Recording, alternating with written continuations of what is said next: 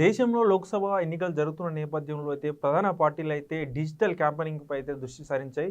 మనం గతంలో చూసుకున్నట్లయితే బీజేపీ ఎక్కువ డిజిటల్ క్యాంపెయినింగ్ చేసేది. అయితే తాజాగా కూడా కాంగ్రెస్ కూడా డిజిటల్ క్యాంపెయినింగ్ అయితే భారీగా చేస్తుంది. సో టెక్నాలజీని అందిపుచ్చుకొని అయితే ఎప్పటికప్పుడు అయితే వీడియోలు అయితే విడుదల చేస్తుంది. సోషల్ మీడియాలో పోస్టులు అయితే పెడుతుంది. తాజాగా తెలంగాణకు సంబంధించి అయితే ఒక పోస్ట్‌ని అయితే వాళ్ళు వీడియో అయితే పోస్ట్ చేశారు. ముఖ్యంగా ఢిల్లీ దర్బార్ అనే పేరుతో అయితే ఈ వీడియోని అయితే రిలీజ్ చేశారు. సో తెలుగులో ఉంది. సో ఇదైతే సోషల్ మీడియాలో అయితే వైరల్ అవుతుంది.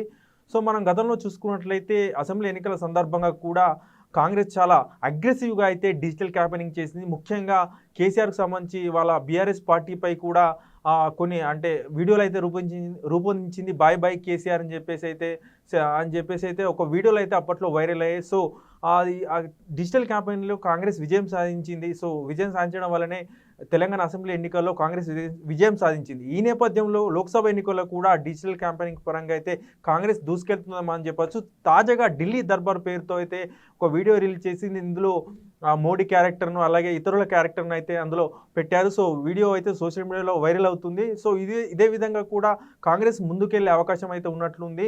సో సోషల్ మీడియాను అయితే విరివిగా వాడుకుంటుంది. సోషల్ మీడియాను కాంగ్రెస్ అయితే విరివిగా వాడుకుంటుంది. ఎప్పటికప్పుడు వీడియోలు తయారు చేస్తూ మోడీ మీద కావచ్చు, అలాగే స్టేట్ విషయానికి వస్తే ఇటు కాంగ్రెస్ బీఆర్ఎస్ మీద కావచ్చు, ఎప్పటికప్పుడు వీడియోలు చేస్తూ అయితే సోషల్ మీడియాలో పెడుతుంది.